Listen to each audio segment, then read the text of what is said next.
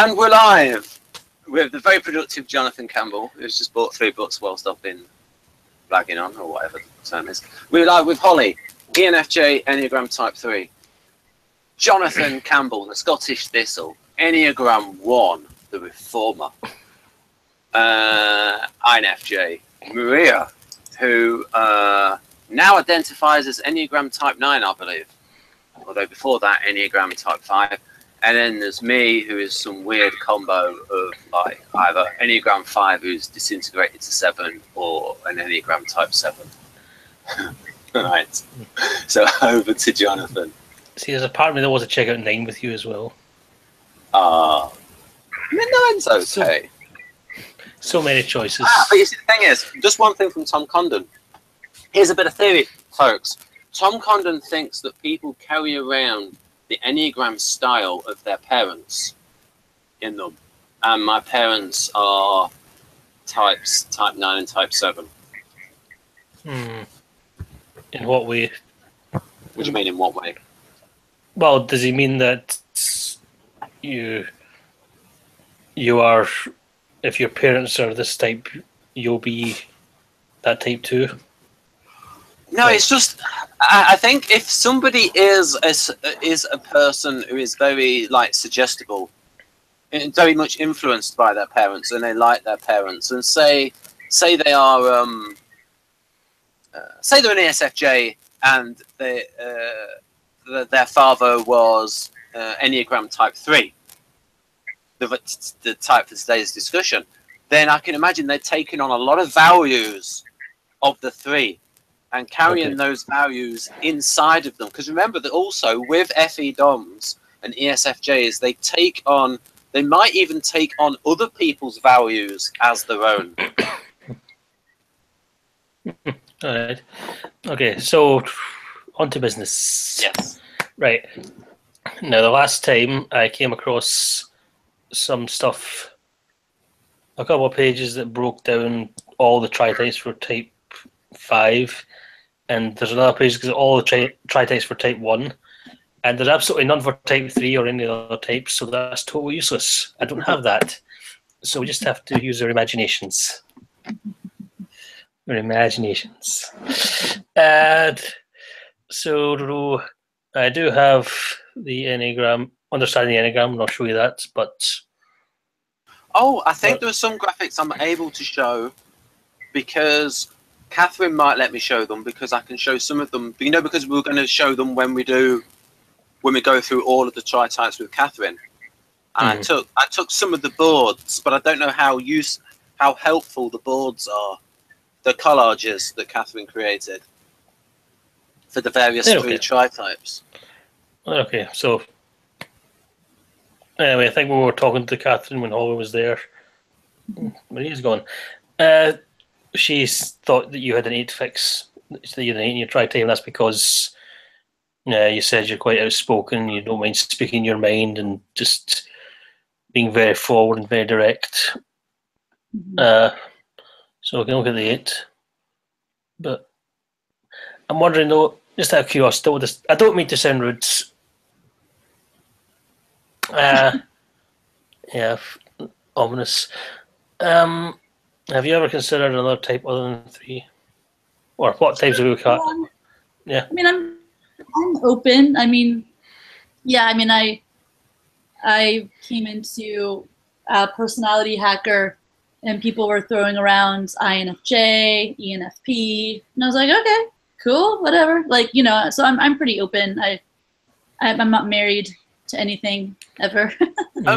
Holly, could you, because the audience might not know you that much from base, and if you could like talk for a few minutes about, say, what you were like before the life-changing events in your life with, say, your brother, and with your, what I believe is an example of SI break, where it's like all of the stress built up and you became unhealthy and sick, and you had to like move yourself. And it's almost like you had to go more towards the NF part of you than the Enneagram 3 part of you, where you had to get in touch with, and it was almost like maybe there was a battle within you between Enneagram 3 success and authenticity, and that battle was maybe like making you ill. And it was like one of the things that they talked about in the past that a lot of people don't believe in, but I do believe in, where like things can appear unconsciously as like illnesses, can like express themselves with inner stress just coming out. I mean, you can see people who are stressed and you can see the effects on their appearance. Like people do just age, or people who've been in war zones where they'll show people in their late 20s and look like they're in their 40s because of just the stress that's been on them. So it can show. And of course, there's two types in socionics, ENTJ and ENFJ, that tend to be SI break, and those two types tend to be like workaholics and can have like stress problems because they literally do not know how to relax because they're just working too darn hard. Yeah. So yeah, if you talk a bit about that, it gives a bit of a build up, and so that the audience can then get a feeling of, okay, how much of this is type related and how much of this is non-type factors, biography stuff. Yeah, sure. So, so I would say right before I got, I mean, I've always been interested, you know, in self-development, human development, social aspects, you know, society, just all these types of things, whether you talk about personality types or you talk about something a little more woo-woo like astrology, or you talk about meditation, just all these different kinds of things. I was always interested, but I got very, very interested and started to study it more and immerse myself probably about 2010, 2011. And that was when I had a pretty high profile job in the city. I was working in politics, and it was very stressful, and there were certain things that I didn't align with. But I kept on kind of pushing on, and I was on a lot of boards and fundraising a lot of money, and just always on the go, you know, surrounded with a lot of power and just craziness. And so what happened, and then I was also in an unhealthy relationship with someone for about 3 or 4 of those years. So there's that, and so there's a lot of just unhealthy mentally and emotionally, an unhealthy lifestyle, which ended up taking its toll on my physical body, which ironically enough, I did take pretty good care of my physical body, but is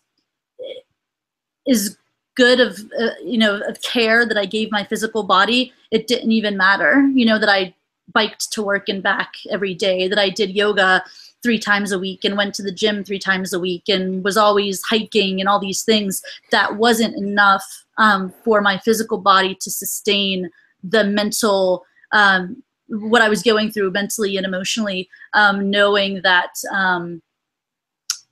what it came down to is my morals and my ethics were being pushed to a place that I knew that I didn't fit where I was, and that my environment was not going to change. No one that I was surrounding myself with was going to change. And no matter what I did, I was not going to be able to change them. Even though in a lot of previous roles that I've had in my life, whether it was professional or personal, I was able to change my environments, and I was able to give people the resources that they needed to change, and things worked.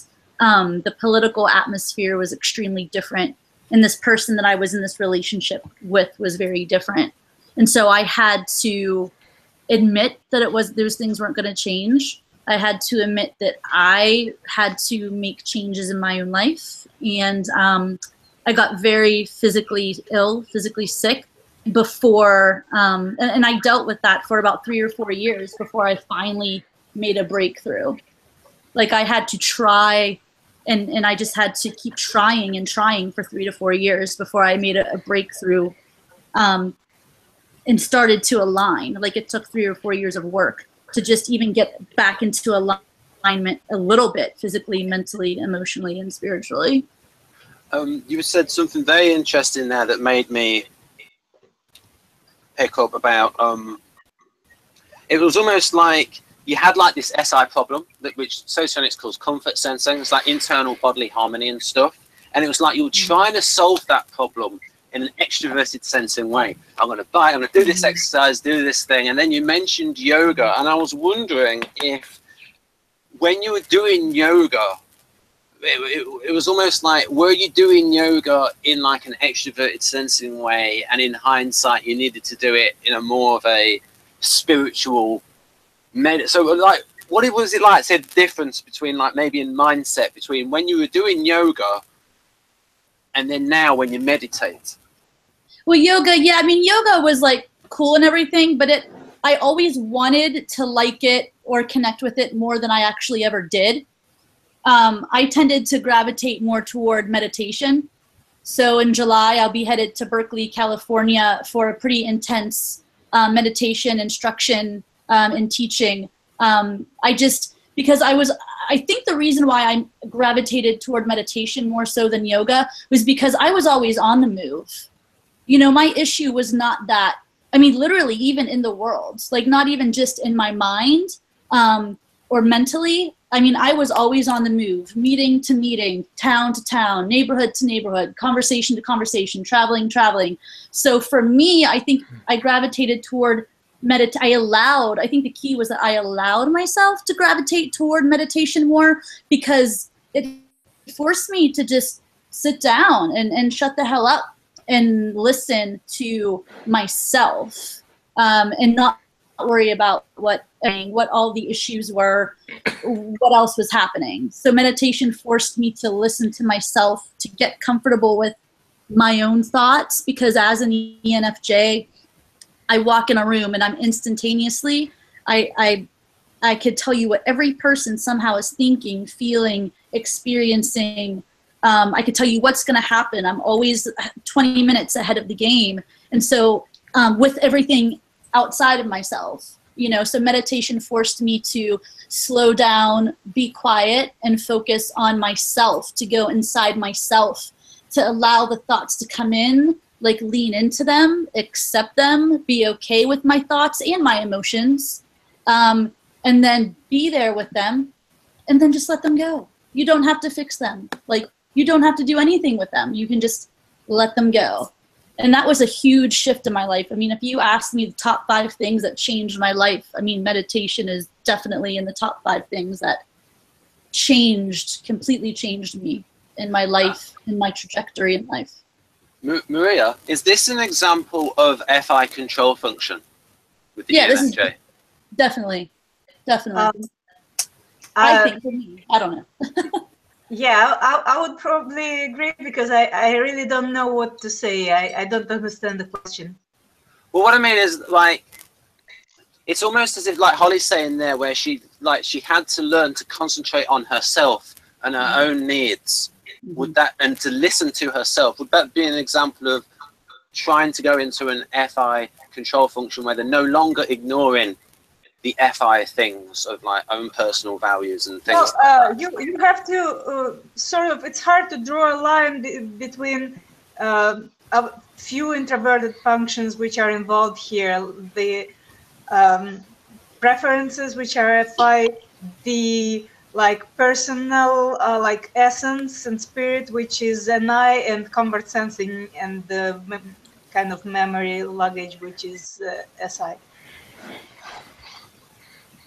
So, Holly, what was it that drew you to politics? How did you get involved in that? Yeah, so politics, it's a funny story. Long story short was that I was working for AmeriCorps. So that's kind of like the Peace Corps, but in the United States. So I did 2 terms of service, and then I was on staff for 3 years. So I was immersed in community. I mean, really, like, I was immersed in the issues and the emotions and the thoughts and the trends, everything that you think of when you think about being immersed in community and community organizing, and really working at a ground level, like in the trenches with community members. And so with the particular program I was in, the only way to kind of move up was to probably leave the state. And there had been a position that opened up at the mayor's office, and everyone was like, you need to take this. You need to, you need to interview for this. And I laughed like hysterically. I was like, do you people not know me? Do you not know who I am? Like, politics is like, not, I mean, it doesn't, like, I was just like, this is so hilarious. And so then what I decided to do is because I mean, I had been doing self-work at that time as well, but really just getting my feet wet. But I thought to myself, okay, so instead of being cocky and instead of acting like you know everything, what if you became curious? Like, you just started to kind of think about what it would be like to have, because the position was community, community organizing and community outreach within politics. So it was kind of like, you're not, it's political, but it's, it could, potentially I was thinking it could be the softer side of it. So I thought to myself, what could I learn from this? Like, why is this being presented to me? Is this an opportunity for me to learn more? Because when I was in AmeriCorps, it became very easy. Like, I went in, I really changed the program, I lifted the program up, I made a lot of changes, I trained leaders. So I knew that I had to level up. And I said, maybe this is what I need to do to level up, or maybe there's a lot of learning here. So I did it for more personal growth reasons, and also think of the amount of people I could potentially impact in a positive way. So yeah, it was about me learning. Like, it was personal and professional development, but it was also attempting to have a greater, wider, broader, even deeper impact. Was this in Pittsburgh? Yes. Right. Just so the audience knows. Oh yeah. Okay, so Does that answer your question? Yes. So one last thing, how did you get involved in the AmeriCorps then? Yeah, so I got involved in AmeriCorps. I was at the university in the city, and they just had a little booth, in the hallway, like, hey, come look at us, join AmeriCorps, get real life experience in the summer. And I was like, whoa, this really looks interesting. Like, this looks like something that I would love to do. Because I had come from a small town, but I had done a lot of travel and a lot of research. I was kind of a little bit more aware of what was happening in the world, and I thought to myself, this could be a way for me to make a major change. So I signed up, and I did 1 term of service, then I did another term of service. Fast forward maybe 4 years, I got a grad degree, had other jobs, was touring with musicians. When I got back with touring with musicians and bands and artists, they happened to be hiring for a staff person, for a community outreach, development person. And I said, wow, perfect. I would love to work, and it's like really impacting, like making a major impact. And also that was after my brother's death. And so my brother's death had impacted me in a way that it changed the trajectory of my life. I knew I had to, that my life's work had to be about helping people in some way, giving back in some way. And so this was a great start. It was a great way to do that. Okay. Yeah. All right. I've got a few ideas of what type you might be. One of them is Donald Trump's type, by the way. Yeah, I usually get like Hitler, Trump, like dudes like that. Like, I always get crazy bastard. In terms of Kersey temperament theory, it's like the ENFJ is the leader of the NFs. They're initiating, they're directive.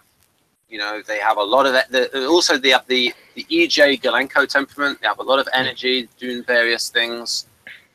Yeah.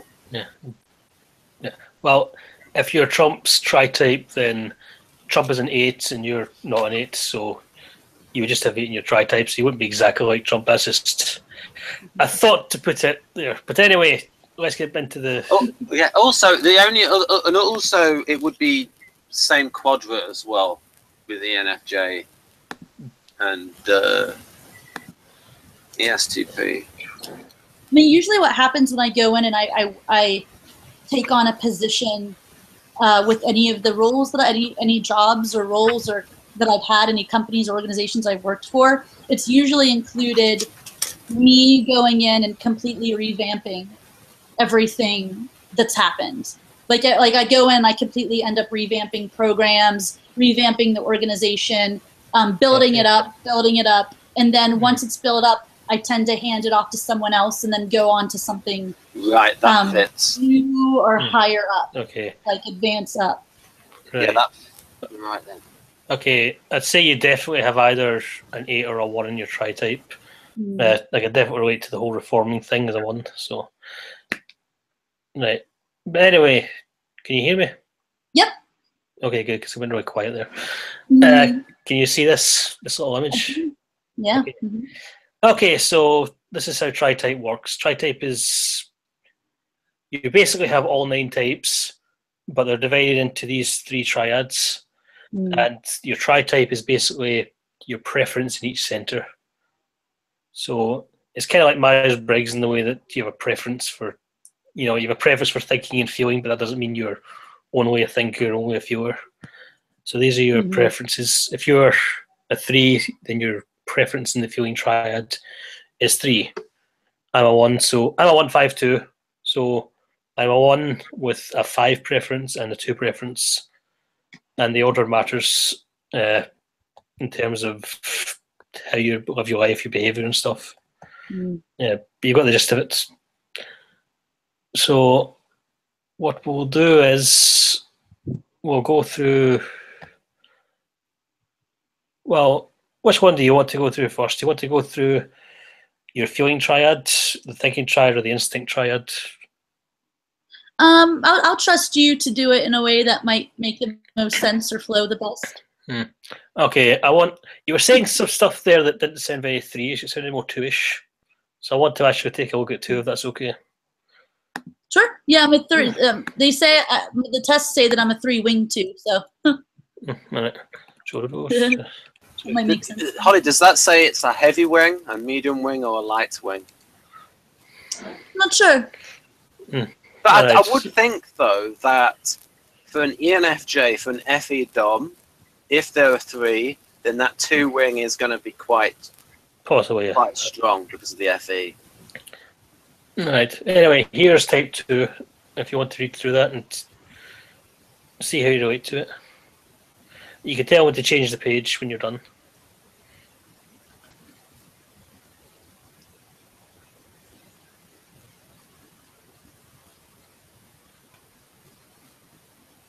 Yes. All of that, you relate to it? Yes. Okay. Let's change the page there. So. Yep. All these? Change the page. Okay. Okay, I just did. So.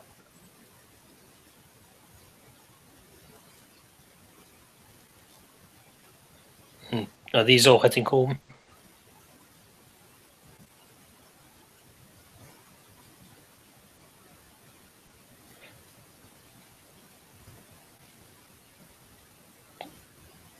Do you have any comments? Yeah. Hello? Yeah, she's... Hello? Yeah, connection's just come back. Oh, sorry. Yeah, so do you have any comments about these things? Yeah, I just lost the slide. Oh, okay. Right, do you have it back?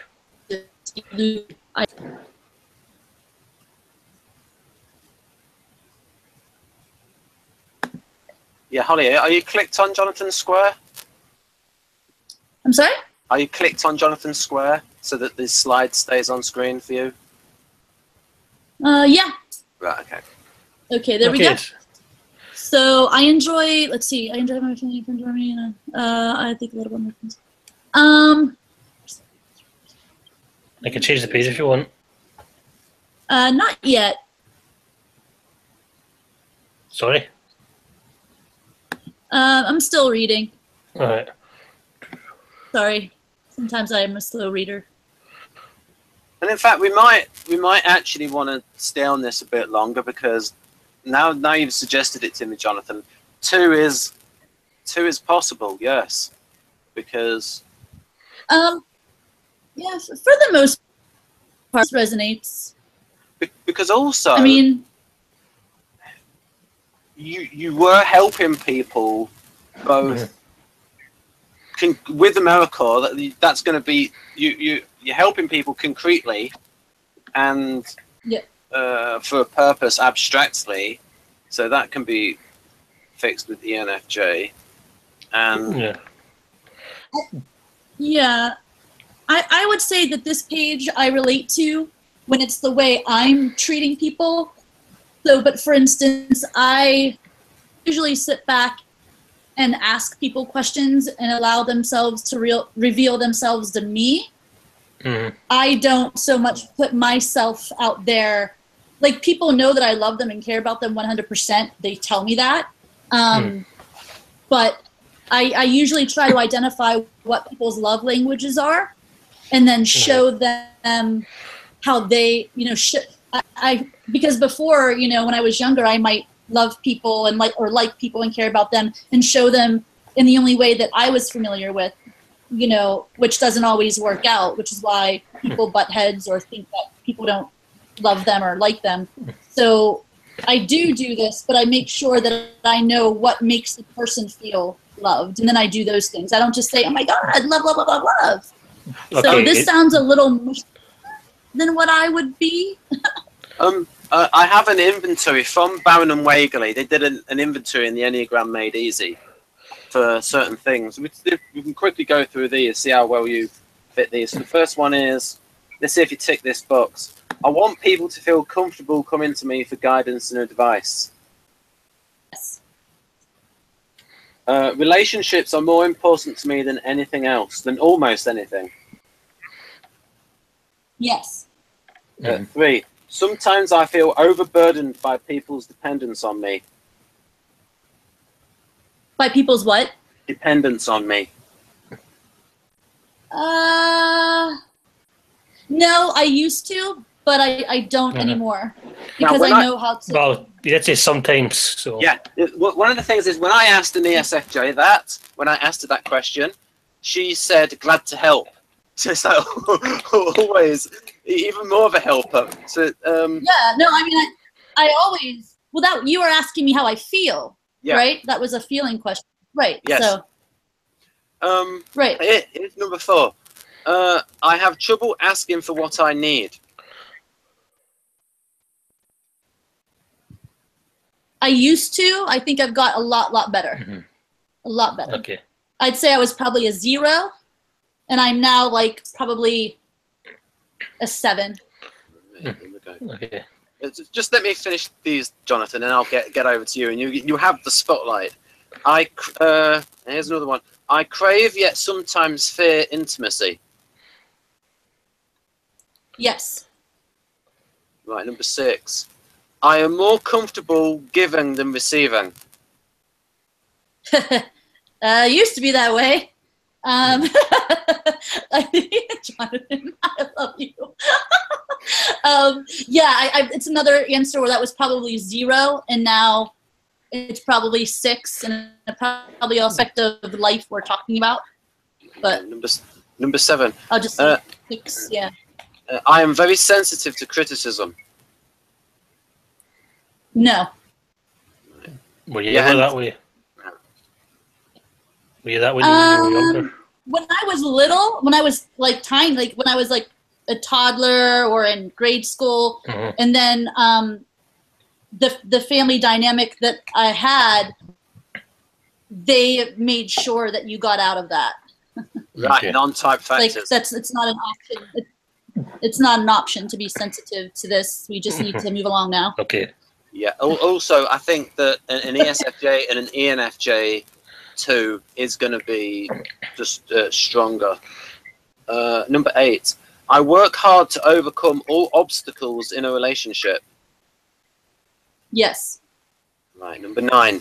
I try to be as sensitive and tactful as possible. Yes. Number 10. When I am alone, I know what I want, but when I am with others, I am not sure. Repeat the question.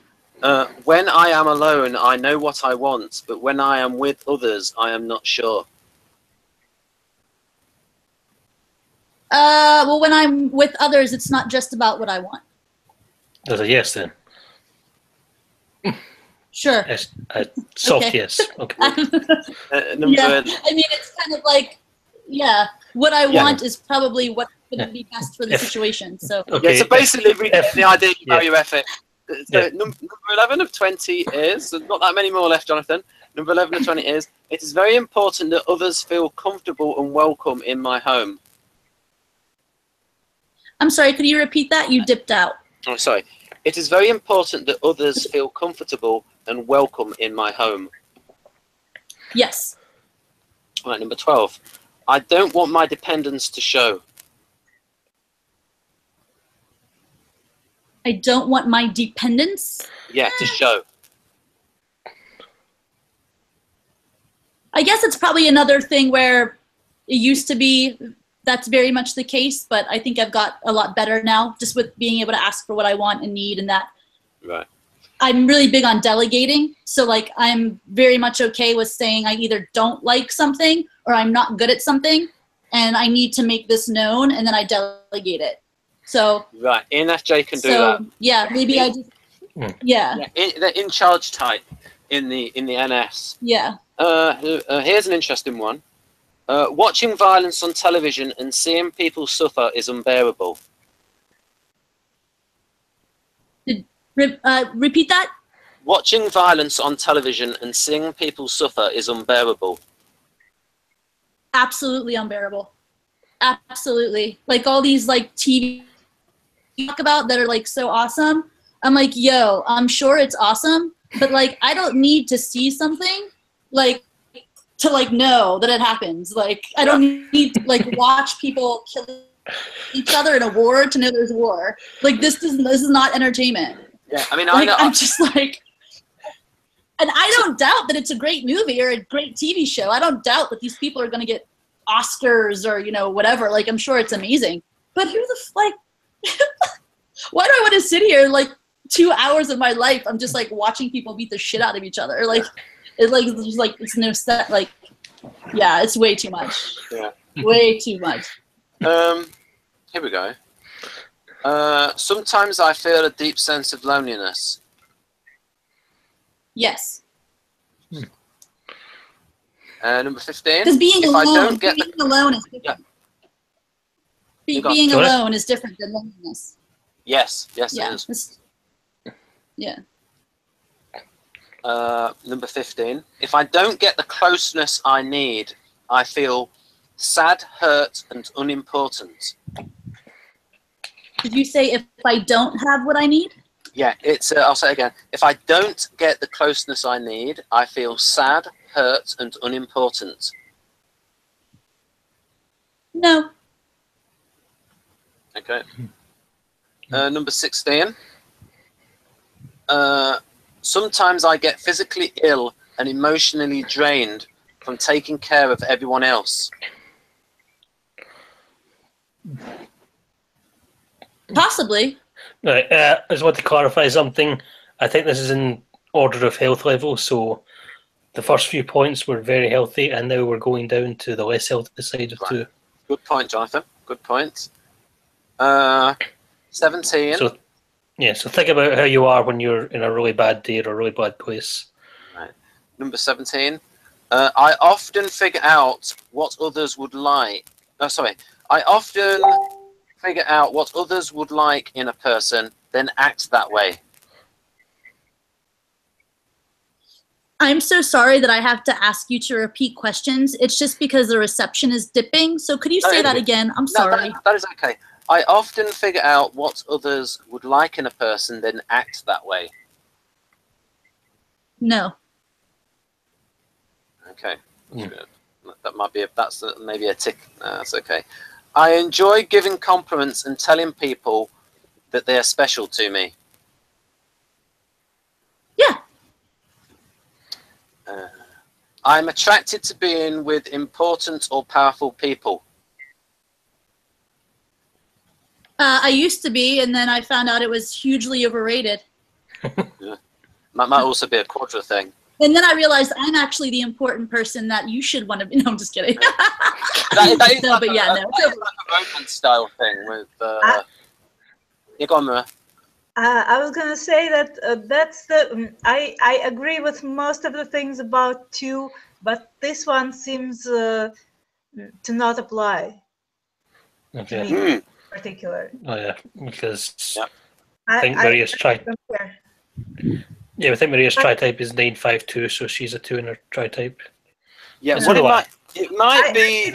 Very much agree with most of the things about 2, but this one, I don't care what other people think about a person as long as I think they're absolutely wonderful and like I would enjoy being with people who are wonderful in my book, or like the best in my book. Okay. Right. Okay. I don't care as much about public opinion. Okay.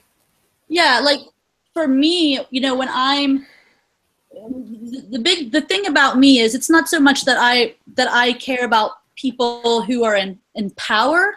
What I want is I want to surround myself with people who are gonna who I'm gonna be challenged to up level myself.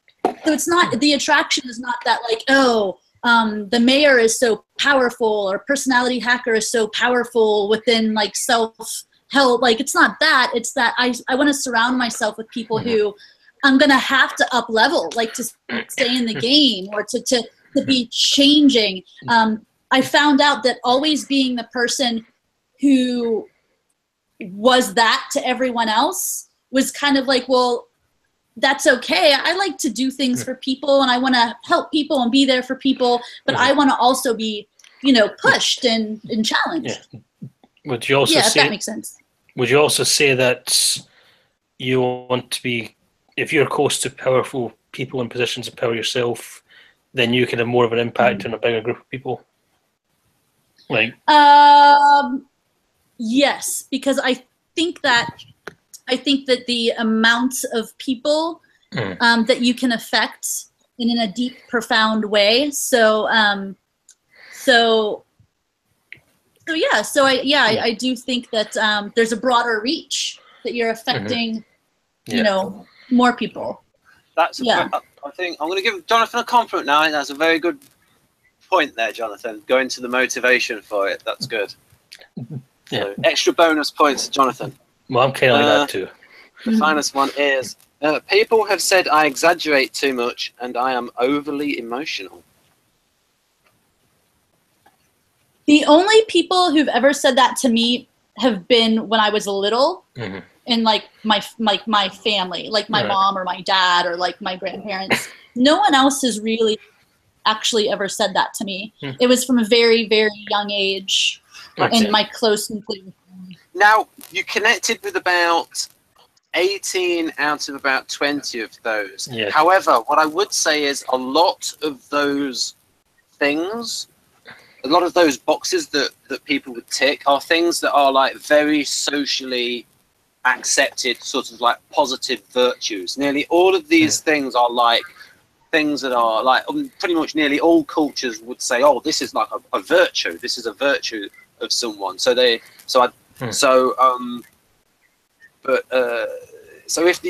they are, and I do believe that they are your genuine answers, and if they are, that you're pretty high on 2. Yeah. And if we just think about the 3 Kersey motivations, and then we can go over to Jonathan. The 3 Kersey motivations, folks, for NFs are authenticity. So their self-image, at least, is authentic, benevolent, and empathetic. And so you can see that with Holly, she's actually moved from benevolent into what was the word that? Oh yes, the word for guardians, beneficent. So from benevolent into beneficence, where she's been actively kind through joining the organisation AmeriCorps, where it's like doing things on a practical level to help people. Yeah. So to JC. Don't ever call me JC again. I will come to your home and find you. Okay, Jonathan Campbell. Okay. Yeah, so I think you seem pretty strong on two, and even the ones you were less sure about were like you used to be that way and you've grown out of it. So, I mean, if your desire is more to help people and have a positive impact in their lives, that's much more two-ish than three-ish, because three-ish are more about their own personal achievement and their own personal ambition and rising in the world, and taking their emotions out of the equation, that sort of thing. Well, So, one thing we could ask, Holly, is you've mentioned times about wanting to grow. Why do you feel that you want to grow and improve? What does that get for you? I think that that's the point of life.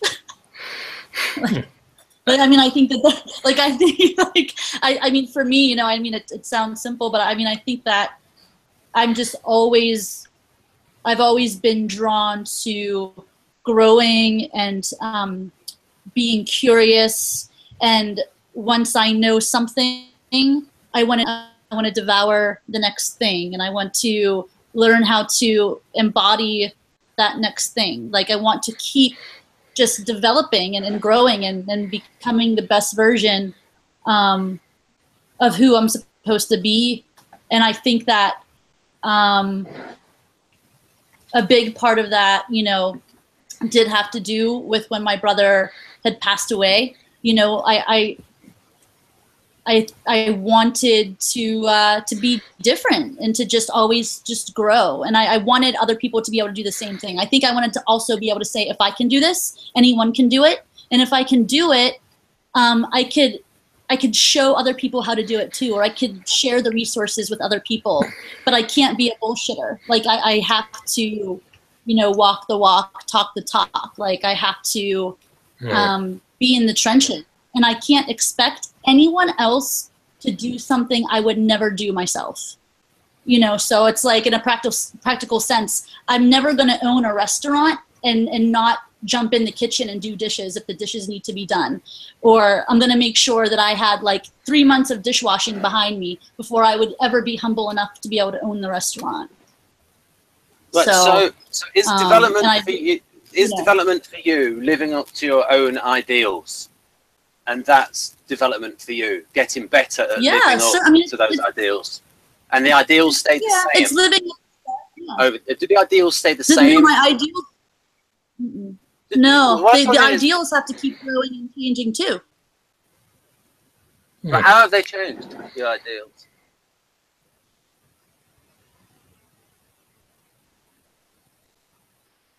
How have your ideals changed? That's what I asked. Hello? Hey, sorry, you guys dropped out for a minute. Yeah, we just wondered, how have your ideals changed? Well, I think, you know, when I was younger, you know, when I was probably, you know, in middle school and in my teens, I was a lot cockier. I thought I knew everything. I thought I had the answers to everything. I was like, how am I stuck in like this small town with, like, you know, I was just kind of like your typical, like, I know everything kind of 13 to 19-year-old. So the way I saw the world, the lens through which I saw the world changed. My ideas about the world, my ideals about people, everything I thought I knew completely turned on its head.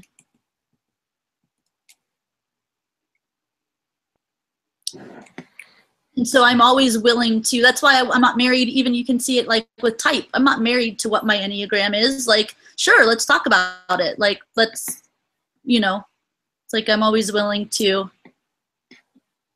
you know, mold and kind of look at things. Everything is fluid. So is another way for you saying that development for you is basically what other people would say, oh, that sounds someone like they're maturing. and just sort of like growing into yourself, just becoming more mature and living up to your self-image. And I think you said becoming the best version of yourself. Yeah.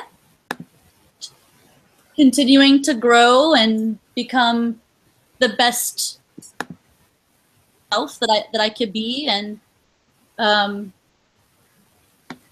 to remain open, you know, to remain open to new ideas and possibilities. Right. So and to investigate and be curious. So would that be, say, being at one with yourself, and if possible, helping more people? So helping other people, yes, and being at one with yourself, and centered, and a sense of inner calm. Mm-hmm. Yep.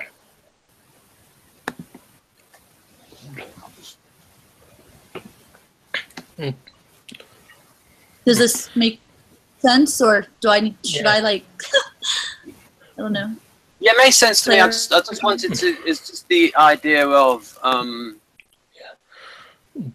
So.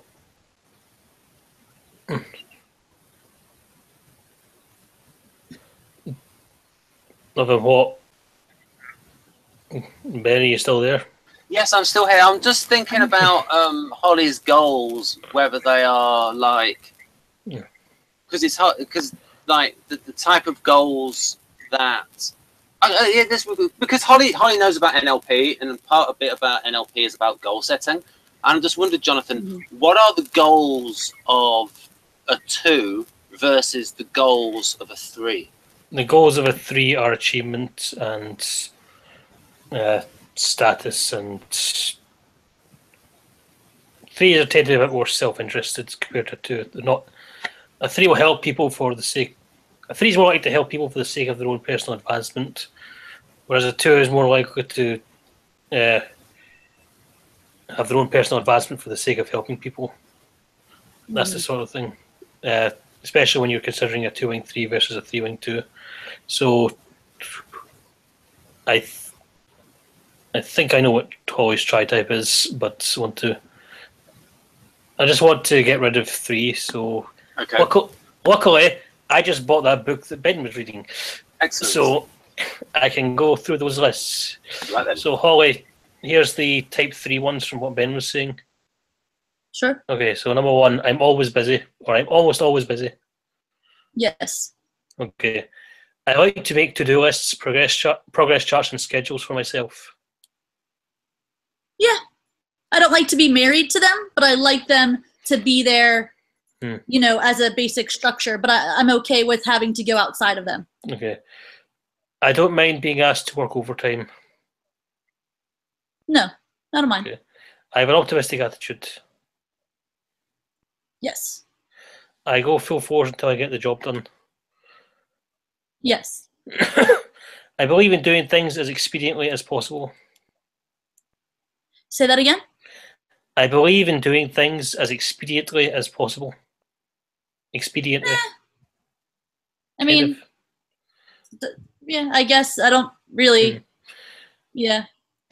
So that's one of the differences between a 2 and a 3, because a 3 is a competent type, which means that they're about putting their feelings aside in order to get the job done efficiently.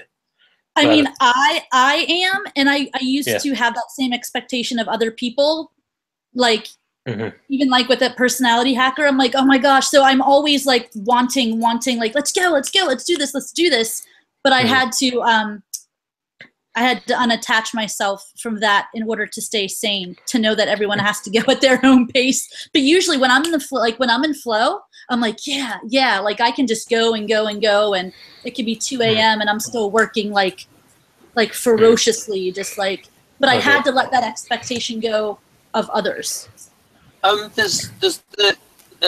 noticed this in like coaching styles, Jonathan. Do you know a little bit about football, Jonathan? About soccer?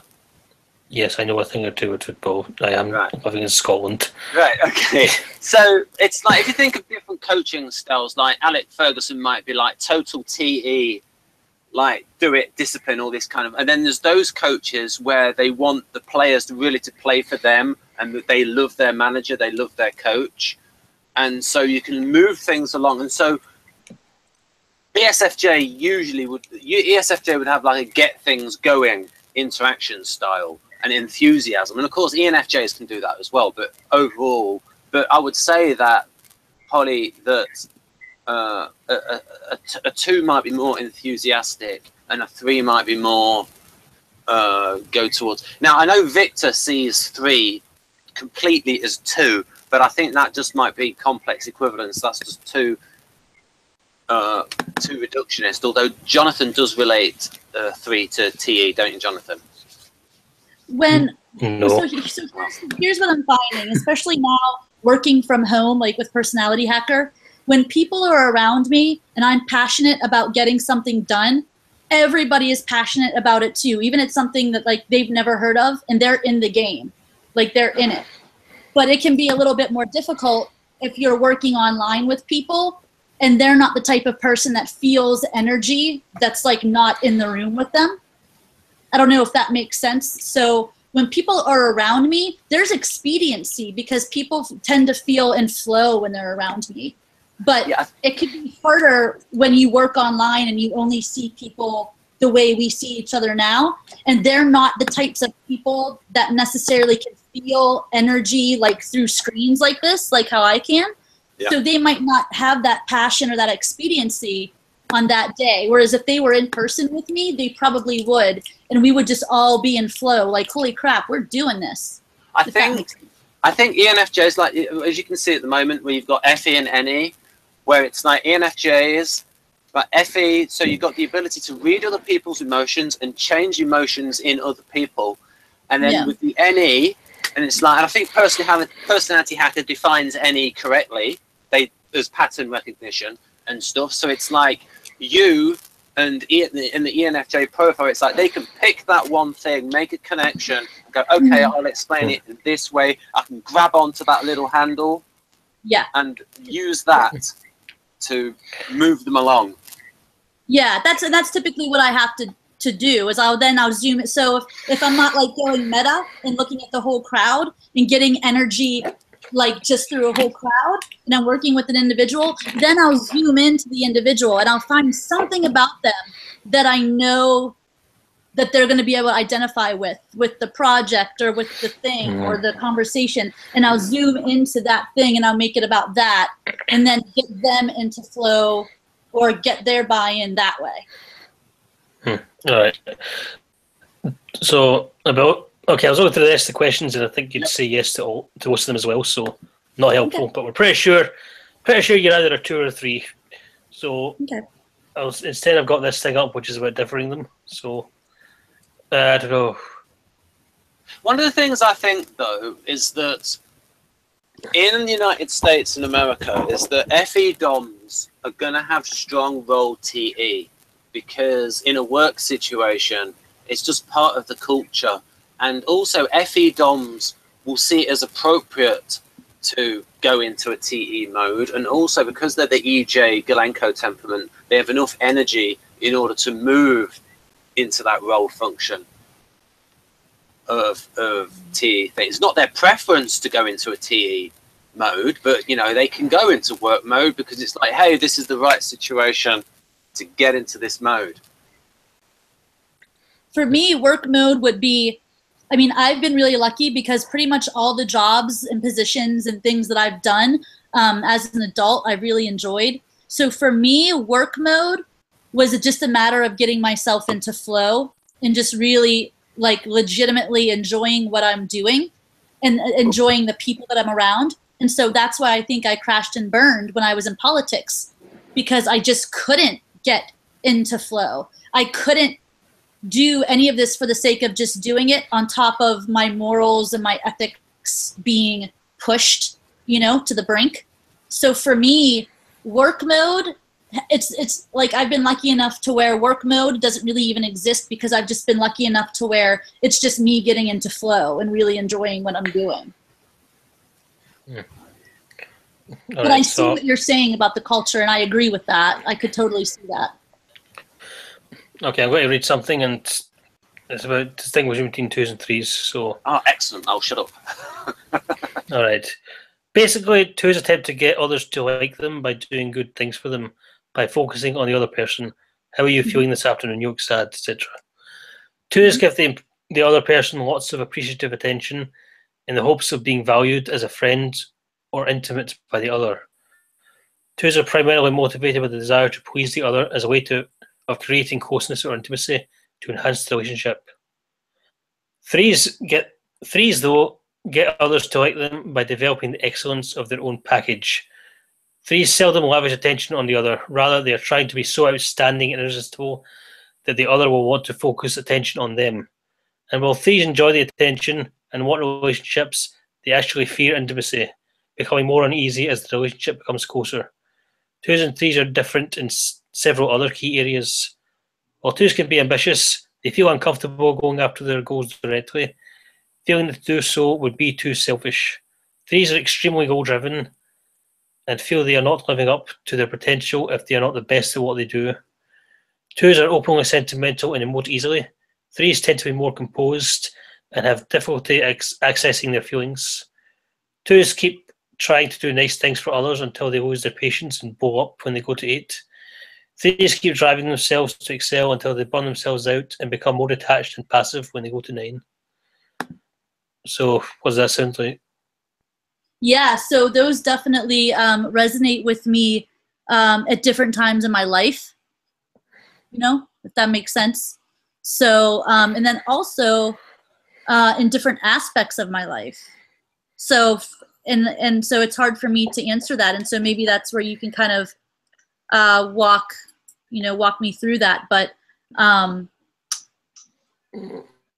I think that, so if we put that out there and then we look at how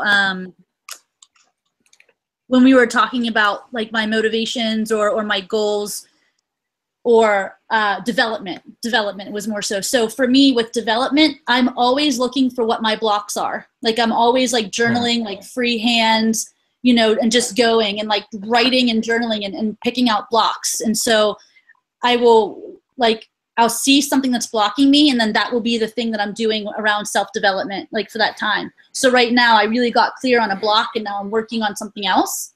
So for 3s, for the 3, I think that I was more so like that probably when I got wrapped up in the political world, and maybe that's why I crashed and burned. And I moved toward more 2, you know, more 2 type things. But I can see myself like this, like if 3 and 2 are waves, you know, I can kind of see myself like that. Okay, well, let's break it down a bit. 3s seldom lavish attention on the other. Rather, they're trying to be so outstanding and irresistible that the other will want to focus attention on them. Would you agree with that? Yes or no? Please don't hate me, but I need you to repeat it. Sorry? Could you repeat that? That's all right. 3s seldom lavish attention on the other. Rather, they are trying to be so outstanding and irresistible that the other will want to focus attention on them. Yes. No. No. Okay. While 3s enjoy the attention and want relationships, they actually fear intimacy, becoming more uneasy as the relationship becomes closer. Yeah, I'll usually always throw the attention onto someone else. I'll turn the conversation back onto someone else. Onto the person you're in a relationship with, or to someone different? To anyone in general. Well, tell me about you. Tell me about yourself. You know, like I'll always be curious about the other person. Like turn the attention away from me. Okay. While 2s can be ambitious, they feel uncomfortable going after their goals directly, feeling that to do so might be too selfish. Yeah, sometimes I feel that way. 3s are extremely goal-driven and feel like they are not living up to the potential if they are not the best at what they do. I felt that way at different times in my life though as well. Like there are times where I will get fixated on something for sure, and I'm like, I'm going to have that thing. So there are definitely different things where this is going to happen. I'm going to have that thing. And I think that again, may have happened when I was working in politics, like, because that's the energy I was surrounded by. I was surrounded by people who were like, this is what we want. We're going to get that. We'll do whatever we have to do in order to make this thing happen, to get that thing. And so I think that being around that energy for as long as I was, that I kind of got into that headspace too. So you'd attribute that more to your environment rather than who you normally are? I think so. I think so. I mean, I definitely do have like, it's definitely still a part of me, but I try to make it a positive part. Like I try to make it that it's something positive I'm not going to give up on. Okay. You know? Okay, here's one. 2s are openly sentimental and emote easily. 3s tend to be more composed and have difficulty accessing their feelings. I will be extremely composed. Just to give you an example, right? So my aunt is really sick. She's at the end of her days. I've been in the hospital with 5 family members who were dying over a longer period of time. And everyone else would be very, very emotional, and I could see that they needed support. So then I would be the one who was composed, comforting, getting the answers from the doctors, bringing everyone food, making sure everyone had the sleep that they had. But I was able to know that, like, okay, this sucks. Like, my aunt is dying, my grandpa's dying, my cousin's dying, but everyone else in this room they're falling apart, and that's understandable, but I'm going to be the one that's composed. Also, a funny fact is I'm usually the person in the family that gives eulogies. And I will be very steady and composed at first, but then about halfway through, I start crying. And I think that I'm like the only person in the family who, if I have to cry in front of people, I can do it, but no one else in my family could get up, talk in front of people, show their emotions in front of people, and cry. So I'm very composed. So it's kind of like situational. Okay, that's definitely much more 2-ish than 3-ish, because you're only, even when you're being composed, you're only being composed in a 2-ish way, where you're putting the other people first and helping them. Yeah, it's very trying to fulfill their needs. You're not. Okay. Yeah, and I don't think you have trouble emoting at all. We can kind of see that. Yeah. You know, you're not being cold. That's the right. thing. That's why I wanted to talk that through. Yeah. Okay. Can I ask Holly one question?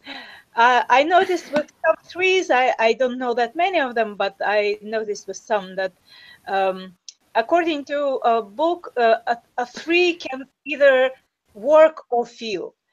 They cannot do the same, do both at the same in the same period of time. So with some 3s, I noticed that they, if I ask them a question and it's not a simple yes or no, and they kind of have to be nice to answer it, I have to wait for an answer before they actually switch the mode. Yeah. I mean, I could definitely see that again, especially just referring back to politics. Go, just be on the go to these meetings, solve these problems, do all these things. And then needing like meditation to be able to just say, what the hell is going on? So I could see how that would be that way for a 3. I would say that I'm not like that so much anymore, but in that time of my life, I could definitely, and I think that that was definitely my problem, that I could work and not have to look at myself. I could worry about everything else. Okay. My completely I'm not that way now. Okay. My completely unprofessional diagnosis is that you're a 2.3. That's interesting. I would definitely say you're a 2. When I took the tests, they were both very close. Like the 3 and 2 was. I've took the tests. When I take the tests, I get 5.4 or 4.5, and I'm actually a 1. That's what the tests are like. So the tests are a good guide, but I would definitely say you said a hell of a lot more like a 2 because you're. It also lines up with the FE. I'll just say a little bit about ENFJ in the Interaction Styles book. So we've got here. So the mentor, so ENFJ, and so they're an in-charge type, and their talents are accomplishing through people. I'll just read it. So this is a sort of little profile of the ENFJ through their interaction style. Theme is leading people to fulfill their potential, see talents where others do not, and then mentor others to engage that talent towards a meaningful vision. inspire a sense of confidence that they know where to go and what to do, connect easily and empathically with others. Their own authenticity in relating to others often results in many following their lead with a sense of purpose. So that's for ENFJ. But yeah, you were saying a lot of things that were very... there's a big overlap between extroverted feeling and 2. Yeah, but I think even given that, I think 2 is much stronger than 3. Yeah, especially the stuff you're saying about politics, where yeah, that makes a lot of sense. What your 3 stuff was more when you were there and you weren't really comfortable with it. Mhm. Yeah, and one of the main differences is 3s are out of touch with their feelings, whereas you don't seem to be at all. You seem to be totally fine with your feelings and fine with meeting other people's emotional needs. Now, Jonathan, one fly in the ointment is I recently listened to the personality hacker interview with Beatrice Chestnut, which came out recently in the past few months. And Beatrice talked about, she went through the 3 different instinctual variants of the 6, and then she did it with 3. And then she talked about the social 3 being the most 3-ish. Yes. And then the sexual 3 being different, and the self-pres 3 being maybe the self-pres 3 is a bit more modest and vain. I think she said vain about their vanity, the self-pres 3, I suppose. So how about for Holly, E2 versus sexual 3? What is the sexual 3 like versus the normal 3? Yeah, because you're sexual. Sexual social. Yes. So how much time do we have left, by the way? Because I could probably go to about like 5:15. Like so this could be a little preview for when we do the instinctual stacking. This is future. Okay. This was meant to be a tri-type hangout, but it's something else entirely. So, okay. So, sexual 3s are about they want to achieve, but they want to achieve through someone. So they'll usually find a certain person and try and raise them up in order to basically. I definitely had resonated with that. Mm-hmm. Like because I even remember when I was like younger, and it's a really quick story. Like I was kind of forced in communications class to take a lead role and to do a monologue, and I did it. And everyone loved it. Like the teachers, the instructors loved it so much that they brought in like theater professors from universities to come in because they thought maybe I could have like a scholarship or get active in like acting and things like that. And I absolutely hated being in the spotlight. And it would be true too when I would play sports. Like I would always like, oh yeah, I'm the fastest in track. That's great, but this is boring and everyone's like looking at me. So I would go through all these different things where I would be in the spotlight and I could become good at those things pretty quickly. But then I was like, oh, why is everybody looking at me though? You know? And so then to fast forward, when I got into my professional life, like I would be like the right-hand person in politics. When I was touring with artists and musicians, even though I knew that I could be the one on stage, I was like the tour manager, the press manager, like the one standing like just right behind them, but like lifting them up. So I had related to that too when I did the, Okay, that actually might indicate a certain particular tri-type, because there's a type of 2 that's like that a lot. And everyone's like, no, Holly, you should be the one. Like, you should be the one that has like your website or your thing. And I'm like, I don't know. Thing is, though, are you doing that for the other person, or are you doing that for yourself? I mean, you're trying to. I'm definitely doing it for the other person because I never back someone or something I don't believe in, at least at first. And usually my instincts are pretty good. The mayor's office job was more for self-development and growth and pushing myself. But it's usually for the other person, like really believing in personality hacker in their work or really believing in the artist in their work. But another part of it is, I will be the first one to admit, not having to put myself out there as like the one, but like I'm the one of the one. And so like, that's okay. So both, I would say genuinely both. Okay, so that's about that's slightly different from sexual 3. Sexual 3 can resemble 2 in that way, but sexual 3 is really more about I will help myself by helping you, shall we say. But yeah, but that's Yeah. yeah. I know it's also true. overall, though I'm still leaning towards 2, and we can look at this stuff. Yeah, totally. Yeah. Totally. Yeah. We can look at this another time, I think. Yes. Because you don't have much time. But Yeah. so yeah. So now we've got the dominant type, the CEO, as Catherine calls it in the tri-type. What do you think are the next 2 Enneagram numbers, Jonathan? I think we don't have enough time to go into that, I'm afraid. Oh, okay. Okay, so Hall, is there any time you're available next? Whatever. Yeah, totally. I mean, I could be available next week, I'm sure. Okay. So, yeah, I was going to go to stay tuned, folks. I was going to go to the personality headquarters next week, but I think that's going to be changed up. So I think I'll have a little bit more time. Excellent. Right. So then, okay. So should I end the hangout, Jonathan? I think so. Yes. So bye bye, folks. We're going to have a private chat.